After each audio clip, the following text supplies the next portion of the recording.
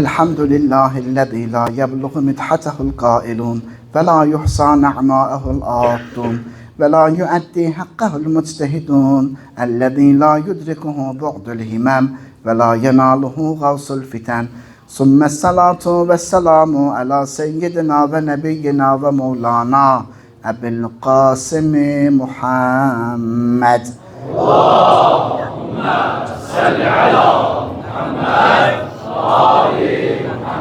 ve ala ehli beytihi't tayyibîne't tahirînel ma'sûmînel muntecebînel muntehabîn ve la'netullâhi alâ a'dâihim ecmaîn minel âne ilâ kıyâmi yevmiddîn. Amma ba'd. Ve bismillahi ve billah sümme bi zikri veliyyillah.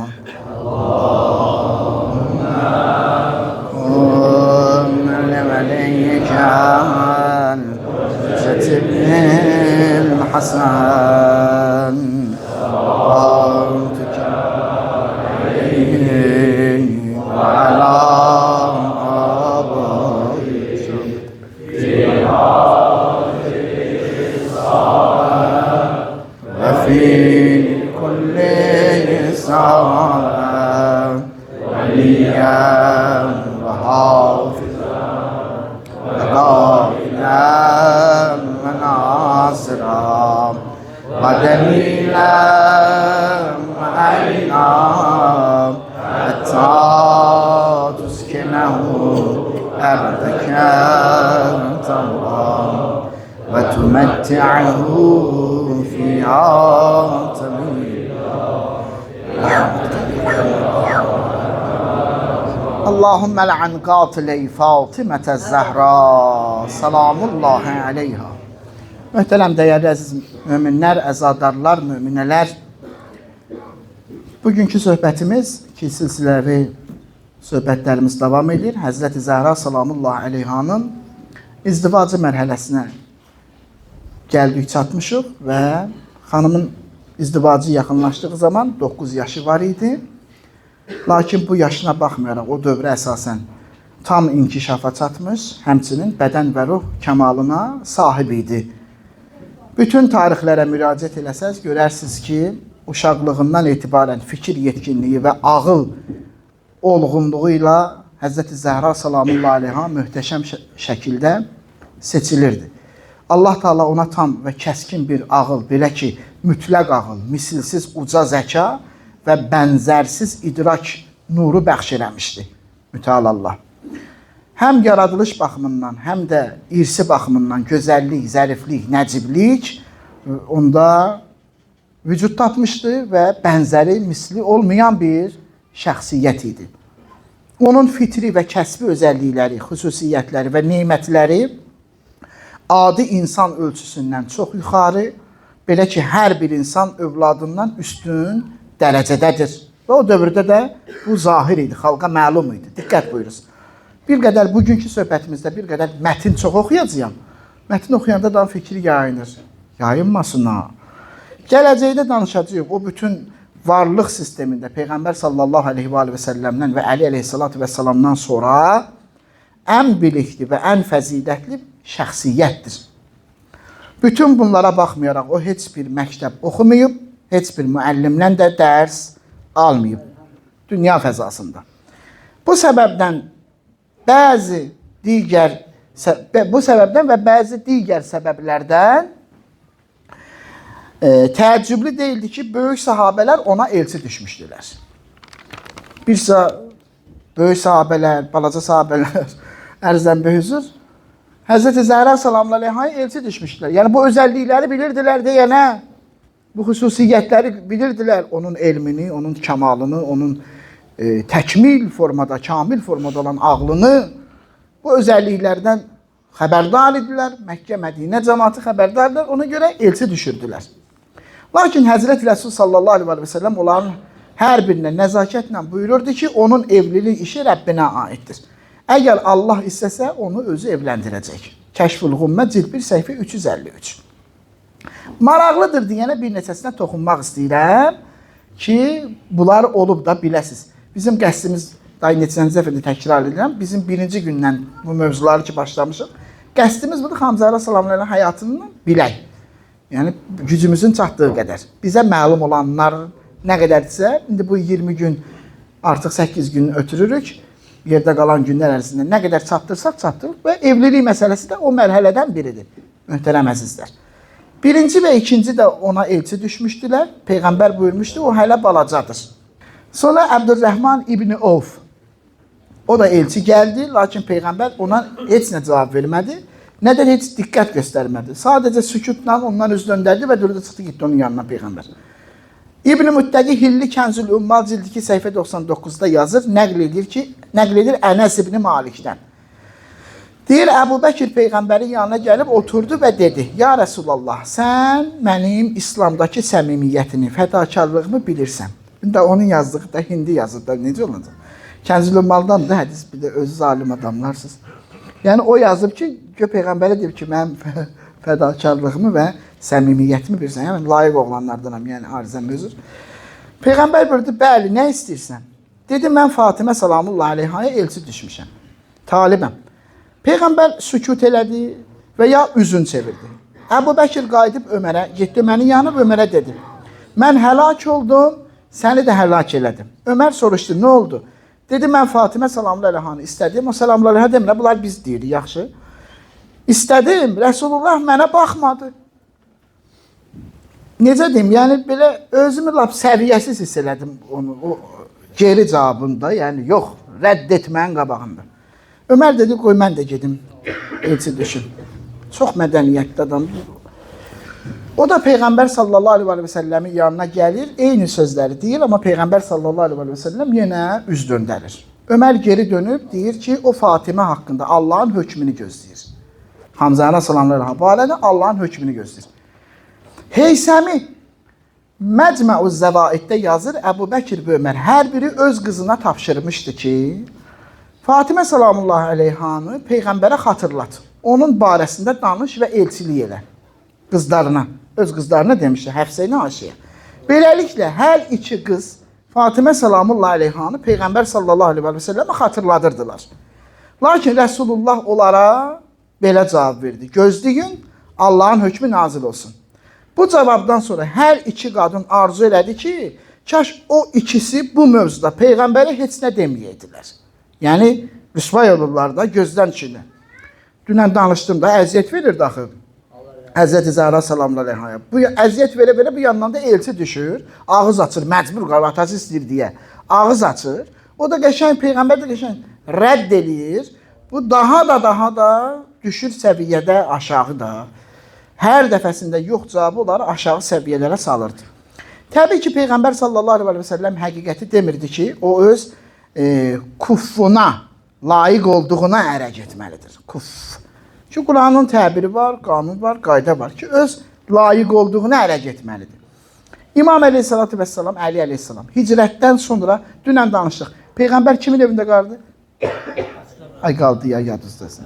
Deyir, görsən biri deyir. Hacı sən maşallah, Əbu Əyyub Ənsarinin evində qalırdı Peyğəmbər hicrətdən sonra.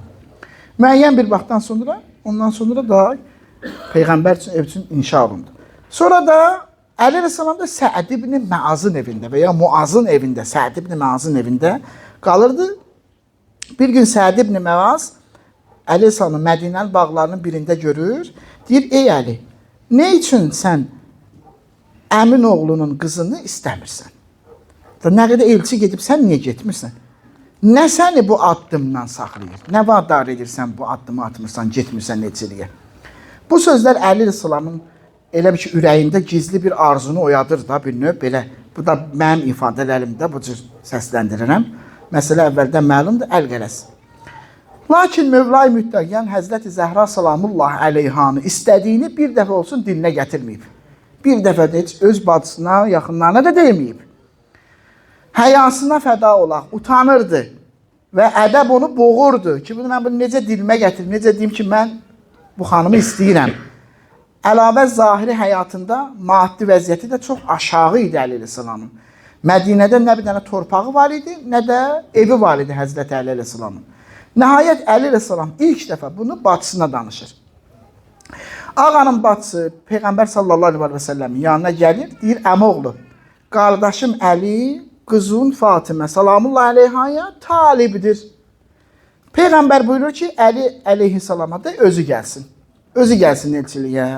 Ya əmirəl müminin, dərya dolu ədəb, həya. Necə gəlsin, danışsın, necə desin? Gördü da çarə yoxdur, getmək lazımdır. Gəldi oturdu Peyğəmbər sallallahu əleyhi və səlləmin qarşısında, başını saldı aşağı, qızardı, oldu qıpqırmızı. Kəlam kəsə bilir, necə desin onu? O qədər də əzəmətli rəğbəti var. İndi əvvəllər də bizim cəmaatımızda abrahəyə var idi ya, ərzən bir qız oğlan arasında.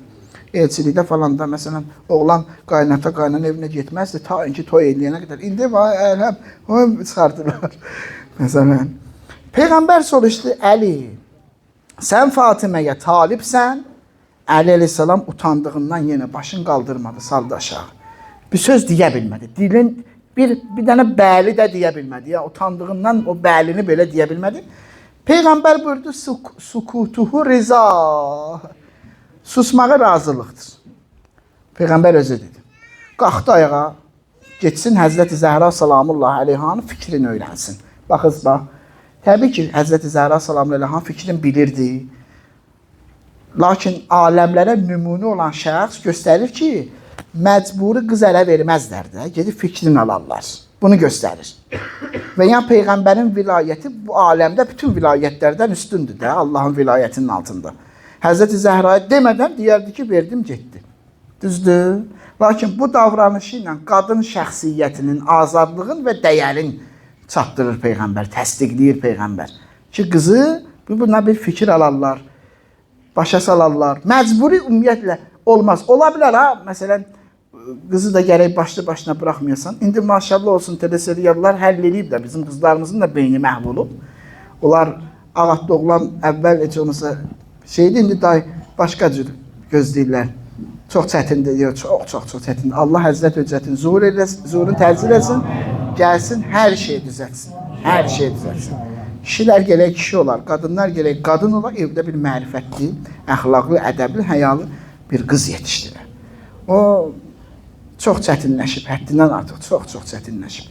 İndi deyə bilərsən bir nə ki, ya, evdə bir dənə qızım var, gözü kördür, başı keçər, qulağı kardır, dili lal. O müqəddəs Ərdəbilin atasının qəziyyəsi. Məsələ, hamısının əlində telefon, əlhamdülillah, möminlər gərək diqqətli olaq belə şeydir. Hamısının əlində telefon, o teleserialın, o Türk teleserialları məhv nabud edib, bir dənə abr-həya qoymayıb, bir dənə düşüncə tərzi qoymayıb, hamısı ya, hamısı. Pis günə qoyublar, hamısı. Bu belə gedəcək, hara gedəcək, Allah bilir nə olacaq. Allah özü amanda saxlasın. Allah abrımızı, həyamızı, iffətimizi, ondan sonra ədəb-ərkan qanun qaydalarımızı qorumaqda bizə müvəffəqiyyət əta eləsin. İnan elə yerlərə gedib çıxır ki, deməyimin özü belə qəbahətlidir. Atalar artıq arzu edəcəklər ki, nə olur olsun qızım olmasın ki, bunu böyütmək çox qəliz məsələdir. Təbii ki, yenə də insanın özündən asılıdır. Sənin əhl-i beytin var, müqəddəs nümunələrin var sənin. Onların tərbiyəsi altında, onların öyrətdikləri formada elə bir şəxsiyyətlər yetişdirərsən ki, o qızlar dahi insanlar dünyaya gətirər. Dahi insanlar dünyaya gətirir. Peyğəmbər buyurdu: Ya Əli. Əli Rəsam cavab vermədi. Başını saldı aşağı. Peyğəmbər buyurdu sallallahu aleyhi və səlləm buyurdu ki, ya Əli, biraz səbr elə. Gedib cavabı gətirəcəm sənə. Durdu Peyğəmbər, keçdi Həzrəti Zəhra salamullahi əleyhanın yanına, otağına keçdi. Qulaq asdı, oturduz da, qulaq asdı. Bir qız üçün, diqqət edin, bir qız üçün elçi gəlsəydi, indi də elə var, bir qız üçün elçi gəlsə, ev yerləri, anası, atası filan, o gələn adamın xüsusiyyətlərini deyərlər ona. Filan işdən məşğuldur, halı budur, xasiyyəti budur, rəftarı budur, cəmaat arasında belə tanınır falan, tanıtırarlar. Əgər tanımayan adam olarsa gələn, amma Peyğəmbər buna ehtiyac görmədi. Nəyi tanıtırım, kim gələn kimdir filan. Ehtiyac yoxdur Əleyhissalatu vesselam tanıtdırmağa. Həzrəti Zəhra özü onu çox yaxşı tanıyırdı. Onun əxlaqını, sədaqətini, igidliyini, mərdliyini, təqvasını, İslam üçün elədiyi fədakar hamısını bilirdilər. Ona görə Peyğəmbər başladı belə deməyə. Dedi, ey Fatimə, Əli ibn Əbu Talib sənə elçi düşüb. Sən onun qohumluğunu, fəzilətini, imanını və keçmişini yaxşı bilirsən. Mən Rəbbimdən istəmişdim ki, səni öz yanında ən sevimli və ən xeyirli bəndəsi ilə evləndirsin. İndi Əli sənə talibdir, nə fikirdəsən? Həzrəti Zəhra məgər həyada əleyhissalamdan geri qalar. O da qızardı, pörtdü. Başını saldı aşağı. Üzü qızardı. Peyğəmbər buyurdu ki, Allahu Əkbər, sukutuha rizaha. Allahu Əkbər, Allah hər şeydən böyükdür, susmağı razılığıdır. Sevindi Peyğəmbər, hədisdə buyurur. Ardınca nə dedi? Dedi, həya razılıq kəlməsini gizlədə bilər, ifadəsini gizlədə bilər, amma narazılığı gizlətməz. Həya narazılığı gizlətməz. Razılığın ifadəsini, kəlməsini, bəlisini gizlədər. Sevinc və nur dolu bir dənə çöhrə ilə yenidən Əleyhisselamın yanına qayıdır. Buyurur, ya Əli, Fatimə razıdır, salamullahi aleyhə. Evlilik və mehriyə üçün nə hazırlığın var? Əleyhisselam başını saldı aşağı, utana buyurdu, atam, anam sənə fəda olsun, ya Rəsulallah, mənim halım sənə gizli deyil. Mənim dünya malından heç nəyim yoxdur. Yalnız bir dənə qılıncım var, zirehim var, bir dənə də dəvəm var. Bundan başqa mənim dünya malından heç nəyim yoxdur. Nə evim var, nə torpağım var, heç nəyim yoxdur. Peyğəmbər sözləri eşitdi, məmnunluqla, təbəssümlə gülümsədi və buyurdu. Ey Əli, qılınca gəlincə sənin ona ehtiyacın var. Onunla Allah yolunda cihad edirsən. Allah düşmənləri ilə vuruşursan. Su daşıyan dəvənlə isə xurmalıqları sulayırsan və ailən üçün qazanc əldə edirsən. Zirehivi sat və toy tədarükü gör. Mehriyyə içindədir falandır belə. İndi zirehdə nə zirehidir ha? Bu zirehi Peyğəmbər sallallahu aleyhi və səlləm özü hədiyyə eləmişdi əleyhissalam. Ona görə baha getdi o zireh. Həm də nəyə görə? Bu zireh Əl-Hutəmiyyə adlanırdı. Əl-Hutəmiyyə bu mənada ki, qılınc vuranda qılınc özü sınırdı. Yəni zərbəti bir neçə dəfə vursaydılar, o zirehin özünün xüsusiyyəti oydu. Yəni nə formadaydısa, qılıncın özünü əyirdi, sındırırdı, qılıncı yararsız vəziyyətə salırdı. Zirehin özü. Qiymətli bir şey olduğuna görə baha satıldı. 500 dirhəmə satdı. 500 dirhəmə. 500 dirhəmi Peyğəmbərin huzuruna gətirdi və o mehriyyə təyin olundu. Həmən o 500 dirhəm. Maddi aləmdən, indi sabah qismət olsun danışacaq ki, başqa mehriyyələr də var. Beləliklə, nikah mərasimi. Birinci, bunu deyim, bəzi mənbələrdə qeyd olunur. Peyğəmbər sallallahu aleyhi və səlləm zaten birinci nikahı Peyğəmbər kəsməyib. Əqdi birinci Peyğəmbər oxumayıb. Peyğəmbər sallallahu aleyhi və səlləm onlara əqd oxuyanda Mədinədə, məsciddə əqd oxuyanda ikisinə də vəkil oldu. Əqdin duasını deyəndən sonra ənkəhtunu ya zəvvətunu demək istəyəndə ki, ənkəhtu qeyd olunub.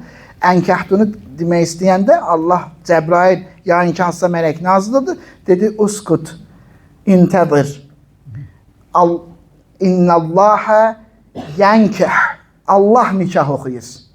Yəni Allah təbarəkə və Teala, baxınız, nikah mərasimi səmanın 4-cü qatı Beytul Məmurda qurulub. Rəvayətlər biraz müxtəlifdir, amma dəqiq Allah birinci oxuyub. Biraz Beytul Məmurdadır, yoxsa Sidrətül Müntəhadadır, yoxsa Ərşdədir.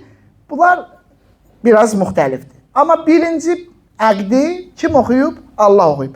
Demək, Beytul Məmurda qurulur mərasim. Tarixdə tayı bərabər olmayan bir mərasim olur bu tarixdə. İnsanlıq tarixində asimanın bütün mələkləri orada toplaşırlar. Nurdan bir mənbər qurulur. Rahil adlı bir mələk xütbə oxuyur. Bu mələk Allahın yaratdığı ən gözəl bəlağətə sahib olan mələkdir. Uzun çəkəcəkdi deyə, barmaqlarım da ağrıyırdı, yazmadım da onları mən. Sonra Cəbrail əleyhissalam o xütbəsini oxuyandan sonra Cəbrail əleyhissalam Allah Taala'nın adından çıxış edir. Allahın adından danışır. Allah belə deyir. Həmd mənim libasım, əzəmət mənim ucalığım, bütün məxluqat isə mənim bəndələrimdir. Mən kənizim Fatiməni öz seçilmiş bəndəm Əli ilə evləndirdim. Ey mələklərim, şahid olun.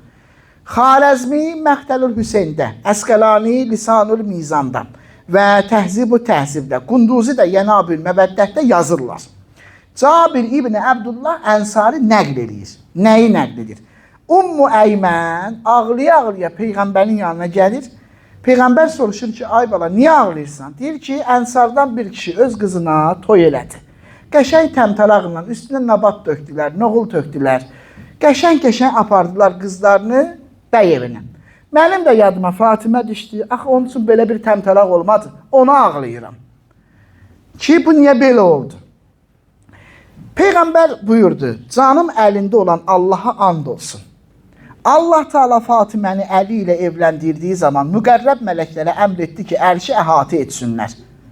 Onların arasında Cəbrail, Mikail və İsrafil də var idi. Sonra Allah quşlara əmr etdi ki, mahnı oxusunlar. Onlar da nəğmə oxudular. Ardıca Allah Teala Tuğba ağacına əmr etdi ki, üzərindəki mirvari, ağ inci, ağ əqiq, yaşıl zəbərcət və qırmızı yaqutdan ibarət neymətləri onların üzərinə səpsin. Yəni, nə badam, nə noğul. Allah Təbarəkə və Teala gör necə mərasim keçirdi. Yer üzündəki nikah əqdinə gəlincə, Peyğəmbər bu əqdi özü oxuyur, hər ikisində vəkili özü olur. Özü vəkil olur. Bilirsən, bunlarda hikmət var, dəyərli möminlər. Yəni, Əli Salama vəkil tapılmaz kimsə. Fatimə Zəhra salamla rəhayədə vəkil tapılmaz. Onun elə vəkili mən ola bilərəm. Bildiniz? Əqdi Mədinədə, Məscid-i Mənbərində oxudu. Təbii ki, bu evlilik bəzilərinin qəlbində həsəd və narazılıq oyatdı. Xüsusilə o kəslər ki, onlara rədd cavabı verilmişdi. Cabir ibn Əbdullah Ənsari nəql edir. Rəsulullah Fatimə salamullah əleyhanı Əli Rəssalamla evləndirdiyi zaman Qureyşdən bəzi insanlar onun yanına gəlib dedilər, sən qızıvı Əli ilə ucuz bir mehriyə üzərində evləndirdin. Neçə başlı sözdür, həm Əli Rəssalama sataşır ki, kasıb adama verdin, həm Peyğəmbərə etirazın bildirir ki, niyə verdin? Biz də gəlmişdik də. Bilirsiniz, üçüncü də gələndə qırqızıl tökmüşdü, zəbərcət tökmüşdü, yaqut falan belə şeylər tökmüşdü Peyğəmbərin qabağına ki, bax, gör nələr gətirmişəm, əbrişən, ipək, varlı adamam mən. Mehliyə söz-söhbətinə görə qızı vermirsənsə, ver mənə. Peyğəmbər də torpağı tökdü təpəsinə, dedi ki, o torpaqlar töküləndə onun üstünə qırqızıl kimi töküldü torpaqlar. Yaqut kimi, zəbərcət kimi töküldü. Kimi kimlə aldatmağa gəlmişsən, kimi tanımır da Peyğəmbər, mərifət var bəyəm. Elə bil ki, elçi gələnlər az mehriyyət təklif edir, ona görə vermir. Elə başa düşür. Neçə dəfə dedi Peyğəmbər, mənni diyor, Allah icazə verməlidir. Bunlar bu sözü dedilər Peyğəmbərə ki, ucuz mehriyə üzərində evləndirdin. Peyğəmbər buyurdu, mən deyil, Allah evləndirib Fatiməni Əli ilə, əleyhissalam.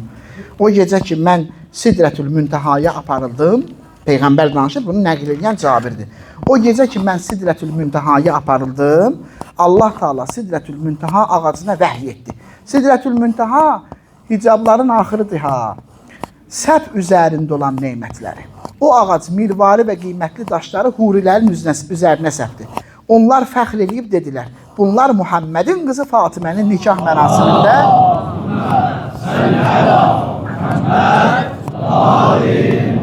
nikah mərasimində səpilən bərəkətlərdir. Toyun axşamı Həzrəti Fatimə Peyğəmbər sallallahu aleyhi və səlləmin qatırı üzərində Əli əleyhissalamın evinə aparıldı. Peyğəmbər sallallahu aleyhi və səlləm Salmanı çağırdı ki, qatırın yüyənindən tutsun. Bunlar heç bir yüngül şeylər deyil. Bunlara gələ fikir verəsiniz. Qatırın yüyənindən tutmağa, yəni Səlman layiqdir, bu qatırın yüyənindən tutsun, onu bəy evinə aparsın. Yolda gedərkən güclü bir səs eşidildi. Bu zaman Cəbrail 70.000, Mikail 70.000 mələklə yerə enmişdilər. 70.000 hərəsi. Peyğəmbər soruşdu, nə üçün yerə indiniz? Onlar dedilər, biz Fatiməni Əlinin evinə aparmaq üçün gəldik. Sonra Cəbrail və Mikail əleyhissalam Allahu Əkbər dedi. Onların ardıca bütün o 140.000 mələk Allahu Əkbər dedi. Peyğəmbər sallallahu aleyhi və səlləm də onlara qoşularaq təkbir dedi, Allahu Əkbər dedi. Həmin gecədən sonra toy mərasimlərində Allahu Əkbər demək sünnəsi başlandı.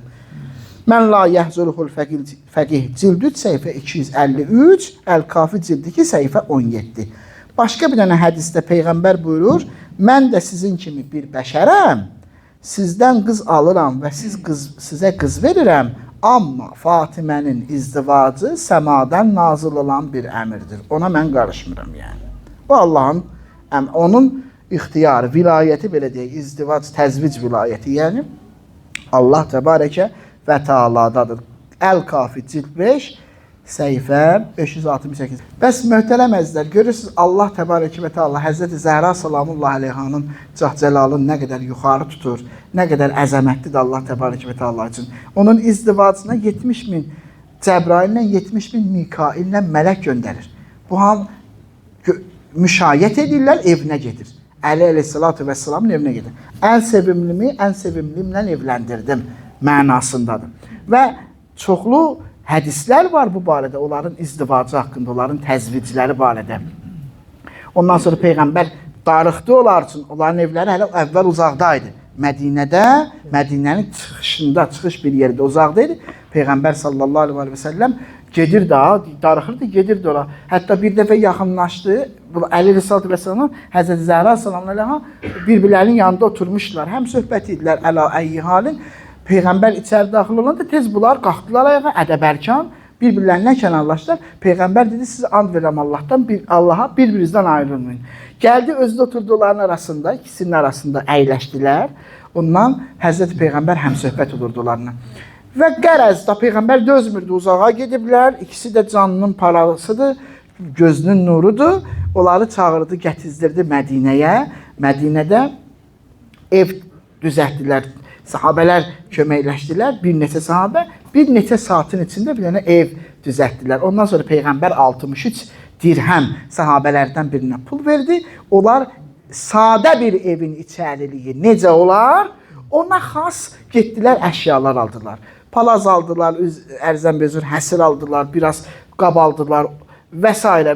şeylər aldılar və ev bərpa oldu. Evdə məscidə yaxın, məscidə yapışmaq və bu cürdə ərazidə qərarlaşdı. Bu qədər Allahın ehtiramı var, bu qədər mələklərin ehtiramı var, bu qədər peyğəmbərlərin ehtiramı var. Həzrəti Zəhra salamullahi əleyhaya, amma zalim bir qovum, hansı ki dəyər və hörmət yiyəsi deyirlər, zərrə qədər o cürlə cəlallı, şəni, əzəmətli olan bir xanımın başına o cürlə müsibət açırlar. Yəni siz bir var kör-köranə, məlumatsız bir ananı öldürüblər deyə göz yaşı tökəsən. Bir də var məqamına elmin ola, məqamına mərifətin ola, onu tanıyasan, onda sən daha çox yanıb kül olacaqsan ki, gör kimin başına nə oynatırlar. Deyirlər ki, məşhur söhbətdir də, mərhum Burucerdi ilə Ayətullah Hairi, hər ikisini Allah rəhmət eləsin. Biri Qum Elmiyyə Hövzəsinin müəssisidir, o birisi də Şiyyənin vaxtı olub, ağsaqqal olub. Şiyyənin ağsaqqalı olub. Hansı ki, Şiyyəni 5-ci məzhəb kimi dünyada qəbul etdirən adamdır Burucerdi. Heç 5-ci məzhəb kimi də adam yerinə saymırdılar. Dünya, o ilə Burucerdiyə qədər yəni. Arzən bir hüzur, deyir ki, onlar ikisi məclis verirdilər. Məsələn, danışırdılar, bugün sən mənbərə, mən qapıya. Məclis verilmişdir. Demək, Ay Burucerdi qapıda otururmuş, mərhum Hairi başda otururmuş, mənbərdə otururmuş, qapıda otururmuş, ha, baş sağlığı götürür. Seyyid, o da seyyid, bu da seyyid, ərzdən mövzu qapının ağzında. Deyir, Ay Hairi, söhbət edir. Gəlir, çatır söhbətin bu yerinə ki, Xam Zeynəb, Roza yerinə çatır. Xam Zeynəb salamlı əleyha, İbn Ziyadın sarayına daxil olur. Deyir, bunu deyəndə Burucerdi qəşş edir. Gedir özündən, deyir ki, bu Rozadır da, görsən mərifəti var. Deyir, Roza budur da, day. Gör kimin ayağına gətiriblər. Yəni, bu Rozadır, mərifət, adam mərifət sahibidir. Bilir, Həzrəti Zeynəb-i Kubra salamullahi əleyha kimdir? Hansı cəlalın sahibidir? Atasının əmir-əl-müminin kimi şəxsiyyətə zinətdir bu. Onu gör kimin qapısına, ayağına gətiriblər. Deyir, Roza budur, budur Roza.